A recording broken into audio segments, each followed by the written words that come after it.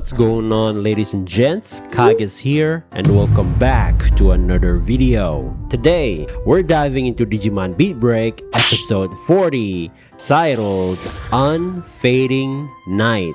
From finding a family to losing one. Man, I don't even know where to begin with this one. I knew Kyo's backstory was going to be this tragic, and I thought I was prepared for it. But episode 40 absolutely broke me. The daily peaceful life with his former family, the origin of Nirinzo, just casually takes us through the hope that changed Kyo's life and the tragedy that changed him forever. So yeah, without further ado, let's get right on into it. The episode begins with everyone asking Clay about Kuroshio Souji, and right away, we learn something really interesting. Even though Souji has absolutely no emotions, he's somehow able to master the E-Pulse and control Digimon. I think that's actually a really fascinating concept because the guy has no emotions, right? So he can't form a bond with a partner Digimon, but instead, he uses a black E-Pulse to force Digimon into submission. So he literally don't have a Digimon from the very beginning. That's kind of giving a very unique flair to this new antagonist, which I think is very cool. And honestly pretty terrifying when you think about it. Then Clay brings up the possibility that Kyo might have killed Souji, but Rena-chan immediately shuts that idea down. Of course, right? Who will believe that Kyo would ever do something like that? And I actually really like this moment because for Rena, Kyo has always been this gentle, caring father figure who's always looking out for everyone, right? But from Clay's perspective, he knew Kyo long before all of this.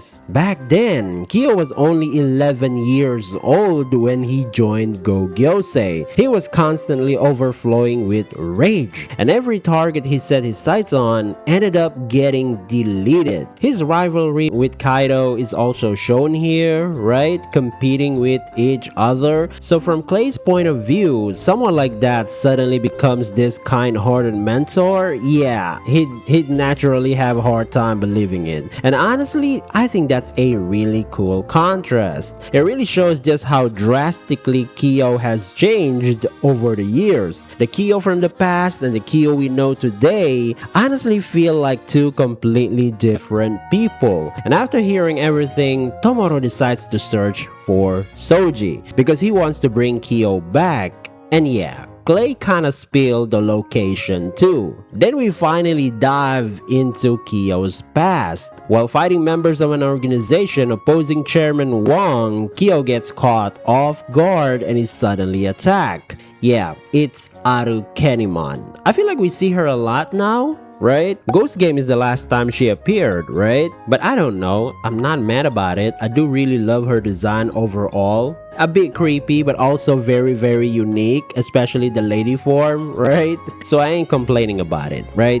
And Murasamemon just cutting off her arm like that is very satisfying, following with Go no Zan Murashigure, the water droplets and all, and slashes her in half, which is insane. And this is where we see his dark past, him deleting people that betraying Chairman Wong. And also, Kyo evading bullets must be one of the goated thing happened this episode. Kyo the GOAT. And this is where one of Arukenimon's arm that got cut off earlier seems to move on its own. I don't really know. Probably that's what she was about to do earlier, right? And yeah, Kyo got hit straight to the body, thrown into the water. Murasamemon jumps in too and immediately opens up the gate outside. And that's when Karina and Minoru steps in and save him. And of course, Luxman.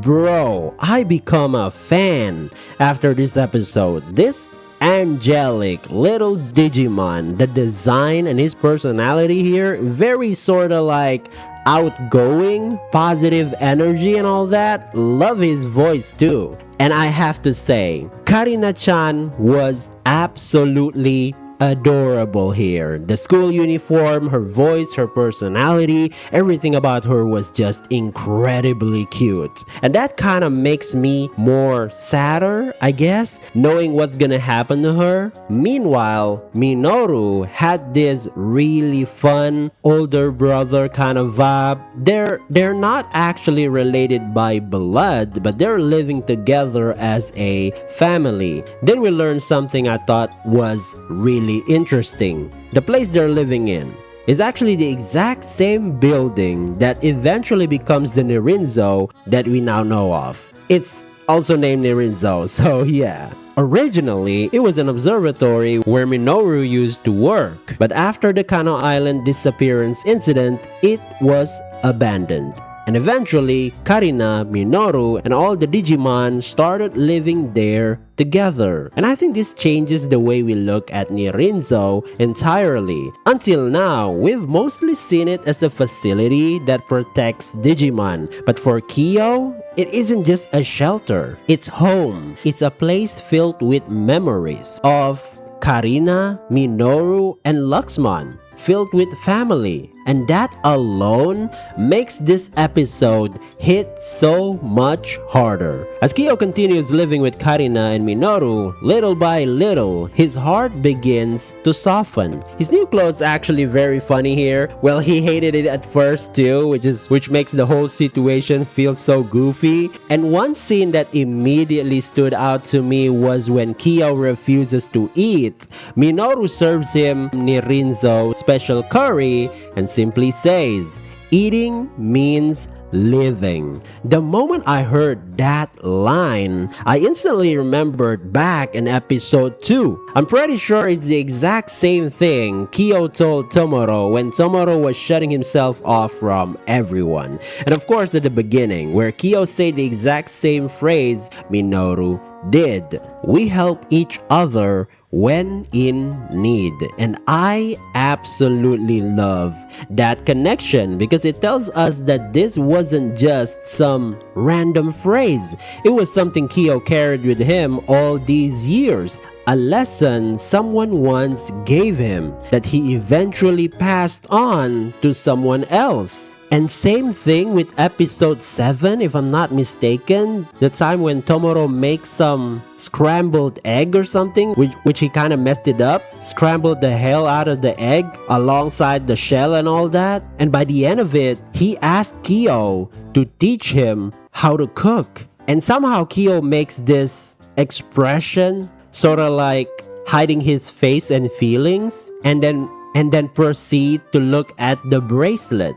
And I think now we know why. And once I realized all that, I nearly cried there, not gonna lie, bro. It's too good, right?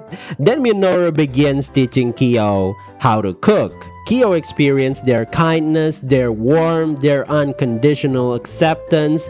But deep down, Kyo still can't forgive himself. He still thinks that someone like him, right? Someone whose hands are stained with blood doesn't deserve to stay here. So in the middle of the night, he quietly tries to leave. And that's when Karina stops him. And Kyo says that humans and Digimon living together as family, everyone getting along, and of course tells her that he's a cleaner, works for the World Union, where he erases both human and Digimon that deem inconvenience or a threat to the World Union. Those who fought back, those who begs to be spared again and again. That's how he lived his life. So someone like him doesn't have the right, doesn't deserve something like that. And here Karina simply tells him, that's not true. You can start over. If you really wish it from the heart, it'll come true. We all know you have a kind heart, and it's okay. We are your family, and we'll always be on your side. Even Luxmon here says, stop being stubborn and just be honest. Dumbass. He's so goofy. I love him, man. And I honestly think this conversation shaped the Kyo we know today. His love for cooking, his belief that anyone can have a second chance, his desire to protect his family no matter what. I feel like all of that started right here. And then we get that scene. Kyo desperately trying to hold back his tears before finally breaking down. Man, that acting was unbelievable. And the VA too was phenomenal here. Gets me emotional, dude. Because we can feel how painful of an event this is for Kyo. It's the I've been holding this in for too long kind of cry, you know what I mean? The voice acting over here was absolutely incredible. But you know what makes this entire flashback even harder to watch? It's because we already know what's going to happen. We already know what kind of future awaits Karina and Minoru over here. So the whole time I wasn't even asking what was going to happen. I was sitting there thinking, how am I supposed to watch this knowing what's coming? Yo, Toei, we need to talk. And of course, the Kyo birthday cake scene, him getting his bracelet as a present, and everyone in the family getting one too. Even the Digimon. I'm just all teared up over here, dude, not gonna lie. It's kinda like a proof that they're family, right? Even Kageromon showing off his bracelet, which is so cute. And I didn't mention this last episode. I really love what Beatbreak is doing with the food as a symbol, a beautiful one. It feels so grounded because even in real life, food isn't just about eating.